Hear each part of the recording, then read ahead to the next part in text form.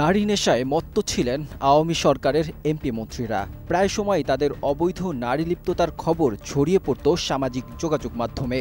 তখন ডাক্তার মুরাদ ও মাহিয়া মাহিকে নিয়ে নানা কথা জানা গেলেও এবার বেরিয়ে এলো ভিন্ন এক তথ্য।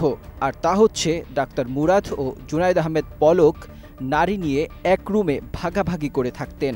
সম্প্রতি সোশ্যাল মিডিয়ায় ইনস্টাগ্রামে মনোয়ার ইসলাম নামের এক ব্যক্তির পোস্টকে ঘিরে সামাজিক যোগাযোগ মাধ্যমে চলছে ব্যাপক প্রতিক্রিয়া।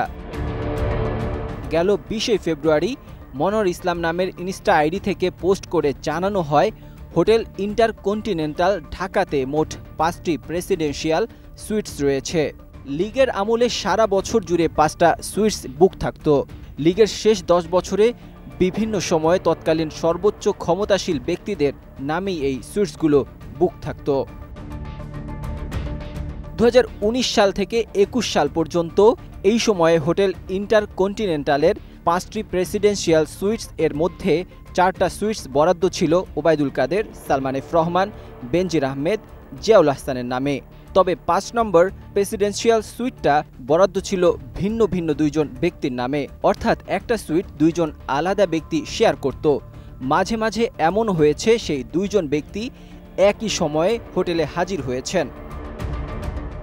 মনোয়ার ইসলাম আরও লেখেন, যদিও প্রেসিডেন্সিয়াল সুইটে ২টা রুম আছে, তবুও প্রাইভেসির একটা ব্যাপার আছে তো। কিন্তু ওই দুইজন ব্যক্তি যেহেতু পূর্ব পরিচিত, তাই তাদের লজ্জা শরমের বালাই ছিল না। আবার মাঝে মাঝে এমনও হয়েছে রুমে একই সাথে ৩ জন ব্যক্তিকে এন্ট্রি করা লাগছে, কারণ একজন তার লুডো খেলার সঙ্গী পেয়েছে, অন্যদিকে অপরজনের লুডো খেলার সঙ্গী ডায়রিয়া হইছে। তখন সঙ্গীবিহীন ব্যক্তি লুডো খেলা বাদ দিয়ে ঘুমাইতো। যাই হোক, এই দুইজন ব্যক্তির একজন ছিলেন তথ্য প্রতিমন্ত্রী ডাক্তার মুরাদ হাসান, অপরজন ছিলেন আইসিটি প্রতিমন্ত্রী জুনায়েদ আহমেদ পলক। তিনি আরও জানান, এত কথা বললাম কারণ ভাগাভাগি করে খাওয়ার বিষয়টা আসলে পলকের পুরনো অভ্যাস। সে জেলে বৈশা ব্যারিস্টার সুমনের সঙ্গে কলা রুটি ভাগাভাগি করে খায়, আর জেলের বাইরে ইন্টারকন্টিনেন্টালে ডাক্তার মুরাদের সঙ্গে শুয়ে শুয়ে ভাগাভাগি করে খাইত।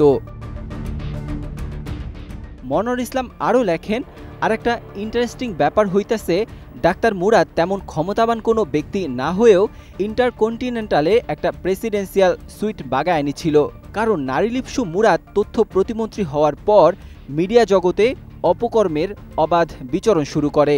সেই সুবাদে আর এক নারীলিপ্সু ওবায়দুল কাদেরের প্রধান আম্পায়ার হিসাবে ডাক্তার মুরাদ নিয়মিত সেবা প্রদান করত। ওবায়দুল কাদেরকে নিয়মিত খেদমত করার জন্য গিফট হিসেবে ডাক্তার মুরাদকে দেওয়া হয় একটি প্রেসিডেন্সিয়াল সুইট।